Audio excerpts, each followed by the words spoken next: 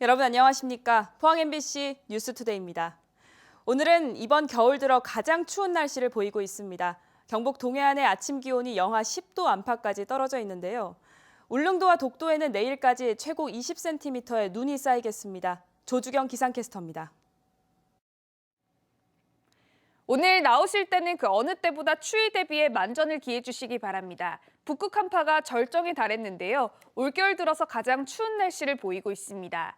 포항의 아침 기온이 영하 7.2도로 어제보다 6도가량 낮게 시작하고 있고요. 찬바람의 체감 기온은 영하 17도까지 뚝 떨어져 있습니다. 한낮에도 영하권에 머물면서 종일 추운 날씨가 계속되겠습니다. 경북 동해안 전 지역에는 한파와 강풍특보가 발효 중입니다. 오늘 최대 순간 풍속이 초속 20m 이상의 돌풍이 불어드는 곳이 있으니까요. 시설물 관리와 안전사고에 각별한 주의가 필요하겠습니다. 또 울릉도와 독도는 내일까지 5에서 20cm의 큰 눈이 내려 쌓이겠습니다. 이어서 자세한 오늘 기온 보겠습니다. 오늘 아침 기온은 어제보다 5도에서 10도가량 낮게 시작하고 있습니다. 아침 기온 영덕이 영하 11도, 경주와 울진 영하 10도, 포항이 영하 9도로 시작하고 있고요. 한낮 기온은 영덕이 영하 5도, 포항과 경주 영하 3도, 울진이 영하 2도로 낮 기온도 어제보다 3도에서 4도가량 낮겠습니다. 울릉도와 독도의 아침 기온은 울릉도 영하 5도, 독도 영하 3도로 시작하고 있고요. 한낮 기온은 울릉도 영하 2도, 독도 2도 선에 머물겠습니다. 동해 전해상에는 풍랑특보가 발효 중입니다. 바다의 물결은 중부 해상에서 최고 6m, 남부 해상에서 5m로 매우 높게 일겠습니다. 이번 추위는 내일 조금 누그러지겠지만 다음 주에도 예년 이맘때보다 추운 날씨가 계속되겠습니다. 날씨였습니다. 경북 최대 노인 요양시설인 정혜원이 노동조합 설립 8달 만에 폐업을 신청해 위장 폐업 논란이 있다는 소식 지난달 전해드렸는데요. 이달 들어서는 요양보호사 등 노조에 가입한 직원들을 대거 중징계해 노조 탄압 논란이 일고 있습니다. 박성아 기자가 보도합니다. 지난 2019년부터 노인요양시설 정혜원에서 일하고 있는 요양보호사 김수현 씨. 이달 초 시설 측으로부터 정직 1개월의 중징계를 받았습니다. 징계 이유는 음주. 김 씨가 심야 휴게 시간에 술을 마셨다는 겁니다. 막걸리병하고 사진을 찍어가지고 우리 당직할 때 그걸 먹었다고 얘기를 하더라고요. 그래서 아니라고 극구 부인을 했죠. 이렇게 징계를 받은 건 김 씨뿐이 아니었습니다. 술을 마신 적 없다며 재심을 신청했지만 시설 측은 재심 없이 4명의 요양보호사에게 정직 1개월의 중징계를 내렸습니다. 한 요양보호사는 3년 전의 일로 이달 들어 갑자기 감봉 1개월을 받았습니다. 나갔다가 다시 2년 만에 다시 정년에 다시 들어왔는데 무슨 이유 때문에 징계를 다시 열더라고요. 기분이 좀 그렇죠. 좀 황당. 이들은 모두 올해 생긴 노동조합에 가입해 활동하고 있는 노조원들입니다. 노조는 시설 측이 노조 탄압을 위해 노조원들에게만 무거운 징계를 내렸다며 지방노동위원회에 구제를 신청했습니다. 막걸리 먹은 적이 없거든요. 화장실에서도 먹었다가 하는데 기가 차갖고 간부들만 잡으려고 애를 쓰는 거예요, 완전. 정혜원 측은 해당 요양보호사들이 술을 마셨다는 물증은 없지만 관련 진술이 있었다고 밝혔습니다. 또 올해 건강보험공단의 조사와 노조의 직장 내 괴롭힘 신고로 인해 과거의 일들을 징계하기도 했다며 노조를 겨냥한 징계가 아니라고 덧붙였습니다. 실제로 여러 명의 음주를 직접 하셨다라고 하는 양심 선언자들이 나왔기 때문에 그 진술들을 토대로 해서 징계위원회 개최된 겁니다. 시설 측의 폐업 신청으로 이달 말이면 시설이 문을 닫게 될 수도 있는 상황. 노조 측은 정혜원의 폐업을 막기 위해 천막농성을 시작했습니다. MBC 뉴스 박성아입니다. 영덕군의회가 동해선철도 영덕포항열차 감축 운행 철회를 촉구하는 건의문을 채택하고 대통령실과 국회 등에 보내기로 했습니다. 영덕군의회는 건의문에서 한국철도공사가 경영 효율화란 명분으로 아무런 예고 없이 일방적으로 열차를 감축 운행해 정부의 대중교통 활성화 정책과 지역균형 발전에 역행하고 있다고 지적했습니다. 코레일은 지난달 5일부터 영덕, 포항, 동대구 무궁화호 열차 운행을 하루 7회에서 5회로, 포항 영덕 상행선도 6회에서 5회로 줄였습니다. 포항을 2차 전지 산업의 메카로 만들자 몇 년 전부터 포항시, 학계, 경제계가 한 목소리로 외치는 구호입니다. 포항이 어떤 장점들을 가지고 있길래 2차 전지 산업의 최적지로 불리는 걸까요? 이규설 기자가 정리했습니다. 전기 자동차와 드론에 들어가는 배터리가 바로 2차 전지입니다. 지난해 우리나라의 2차 전지 수출은 86억 7,300만 달러로 이미 86억 7천만 달러를 기록한 가전 수출을 추월했고 2030년이 되면 2차 전지 시장은 지금의 13배 규모로 성장할 것으로 전망됩니다. 세계 각국이 약속한 탄소 감축을 위한 핵심 과제가 바로 전기차 보급이기 때문입니다. 기후위기 대응을 위해서는 전기차, 즉 다양한 미래 모빌리티의 탄소 배출을 얼마나 현저하게 줄일 수 있느냐라는 기술 확보가 되게 중요하고 그런 면에서 배터리가 상당히 중요한 위치를 차지하고 있다. 그럼 포항이 왜 2차 전지 산업의 최적지로 평가받는 걸까요? 2차 전지의 성능은 배터리를 구성하는 양극재와 음극재의 성능에 따라 좌우되는데 최고 기술력을 가진 회사가 포항에 있습니다. 바로 에코프로와 포스코 케미칼입니다. 포항은 배터리 생산 과정에서 발생하는 이산화탄소 배출량을 줄여 수출 경쟁력을 강화하는 데도 유리합니다. 석탄 화력 발전에 의존하는 우리나라와 일본은 유럽이나 미국에 비해 탄소 배출량이 많을 수밖에 없는데요. 바다를 끼고 있는 포항은 해상 풍력이나 파력 발전을 이용해 탄소 발생량을 줄일 수 있습니다. CO2를 덜 배출하게끔 만들겠다. 그 부분을 미국이나 유럽 쪽에서 지금 산업 전체적으로 볼 때 유리한 측면이 있기 때문에 이 부분을 무역 장벽으로 활용하겠다라는 부분이 있습니다. 포항이 전국에서 유일하게 배터리 재활용 특구로 지정되어 있는 것도 장점입니다.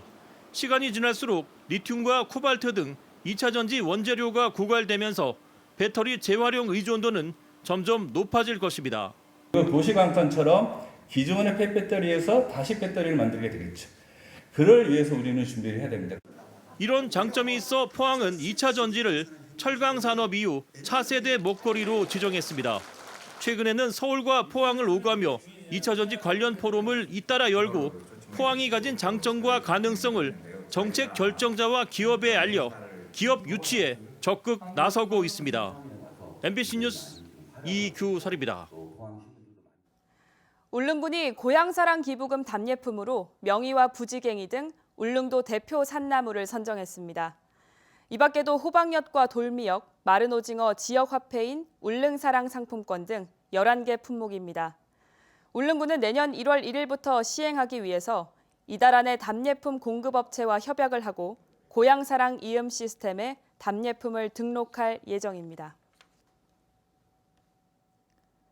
대구의 한 백화점에 입점한 업체 직원이 명품 가방을 임직원 가격으로 살 수 있다고 속여 돈만 가로챈 사건이 있었는데요. 최근 1심 재판에서 30대 이 직원은 징역 5년을 선고받았습니다. 가로챈 금액만도 무려 30억 원에 달하는 것으로 드러났습니다. 양관희 기자입니다. 대구 한 백화점 고가 화장품 점포에서 일한 38살 여성은 고객들에게 명품 가방과 귀금속 등을 2, 3년에 한 번씩 찾아오는 직원 특별가로 60에서 80% 싸게 살 수 있다고 제안했습니다. 고객들은 이 직원의 말을 믿고 돈을 보냈지만 제품은 하나도 받지 못했습니다. 피해자들이 제품을 달라고 따질 때마다 명품 업체에서 보낸 거라며 이메일 메시지를 보여줬습니다. 내부 사정으로 입고가 연기되거나 취소돼 다른 상품을 주문해야 한다는 내용이었지만 모두 직원이 꾸며낸 가짜였습니다. 이런 사기 행각은 수년 동안 이어져 왔습니다. 대구 MBC 보도 뒤 이 직원에 대한 1심 재판이 최근 열렸습니다. 재판에서 확정된 피해자는 20명, 피해 금액만 30억 원이 넘습니다. 한 피해자는 최근 1년 동안 50차례에 걸쳐 5억 9천만 원을 보냈지만 제품은 하나도 받지 못한 것으로 드러났습니다. 검찰은 사기와 사문서 위조 혐의 등으로 5년을 구형했고 이 직원은 1심 재판에서 구형량과 같은 징역 5년을 선고받았습니다.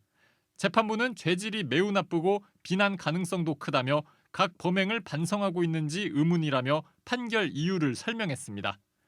더 주고 싶은 마음도 사실 없지는 않았다. 고민했었다. 저희가 고용이 5년이 나왔기 때문에 이거 그대로 아니면 그대로 5년을 가겠다.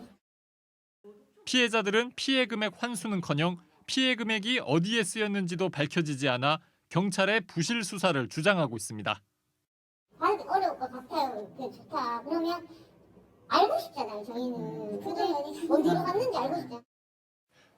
한편 피고인인 해당 직원은 1심 판결에 불복해 항소했습니다. MBC 뉴스 양관입니다. 환경부가 주관하는 지역 맞춤형 통합 하천 사업에 형산강이 대상지로 선정됐습니다.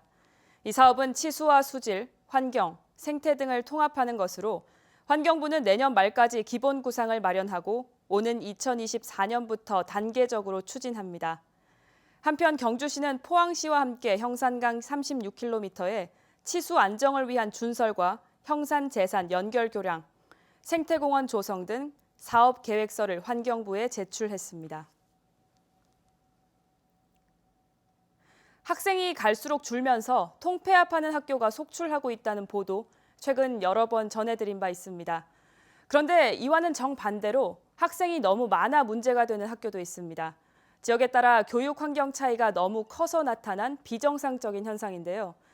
학령 인구 감소가 가속화하는 교육 환경에서 균형 잡힌 교육 여건 구축이 발등에 불로 떨어졌습니다. 보도에 조재한 기자입니다. 대구 지역 227개 공립초등학교의 학급당 평균 학생은 23.2명입니다. 227개 학교 가운데 학급당 학생 수가 28명이 넘는 과밀 학급 학교는 10곳입니다. 수성구가 4곳으로 가장 많고 달서구 3곳, 달성군 2곳, 북구 1곳입니다.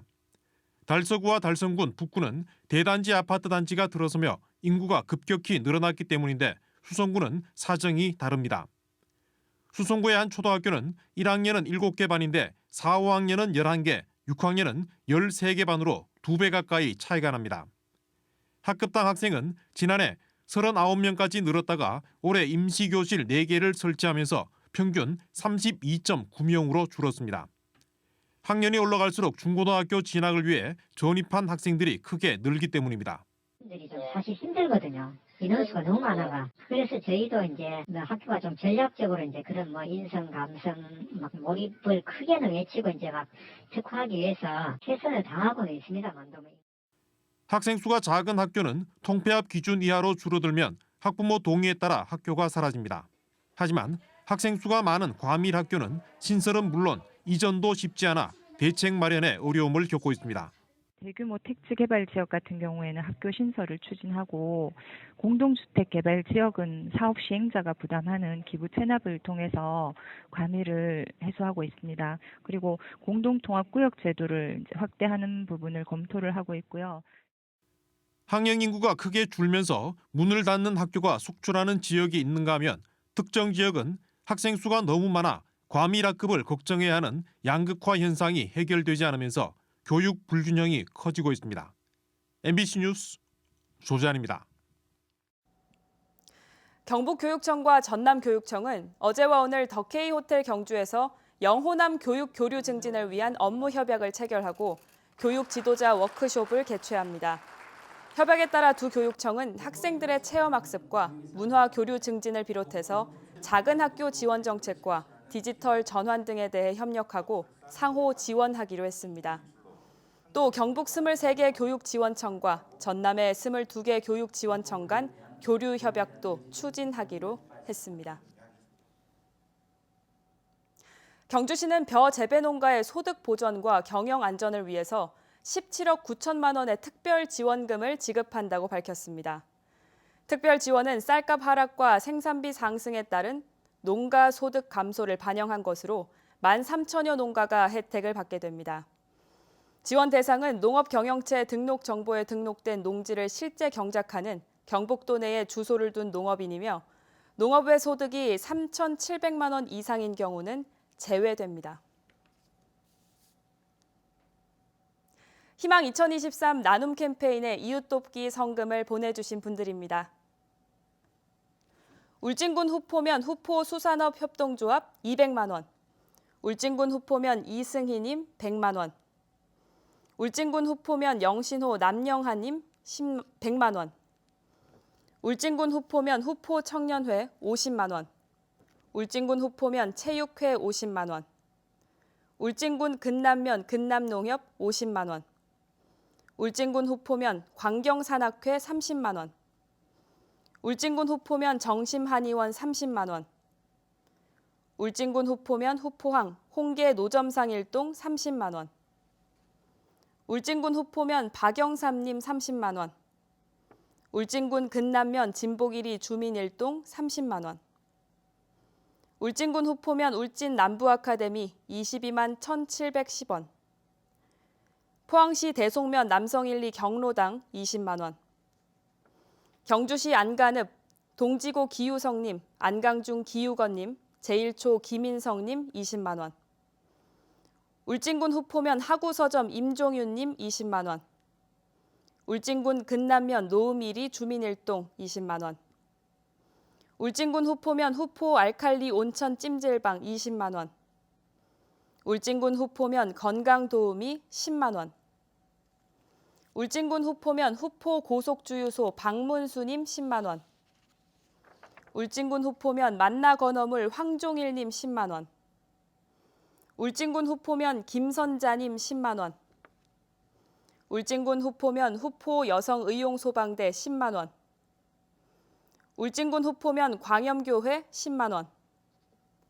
울진군 후포면 장석구님 10만 원. 울진군 후포면 한국해양구조협회 울진구조대 10만 원. 울진군 울진읍 정림 1, 2, 2장 문윤기님 10만 원. 울진군 온정면 정수연님 10만 원. 울진군 매화면 신흥 1, 2 대잠 노인회 10만 원. 울진군 근남면 우석출님 10만 원. 울진군 근남면 이만숙님 10만 원. 성금을 보내주신 분들께 감사드립니다. 울진군은 원자력 수소국가 산업단지 유치를 위해서 올 들어 국내 주요 대기업과 잇따라 업무 협약을 체결했다고 밝혔습니다. 울진군은 지난 9월 현대엔지니어링, 효성중공업과 업무 협약을 체결한 데 이어서 GS건설, 삼성엔지니어링, 롯데케미칼 등 모두 8개 기업과 업무 협약을 했습니다.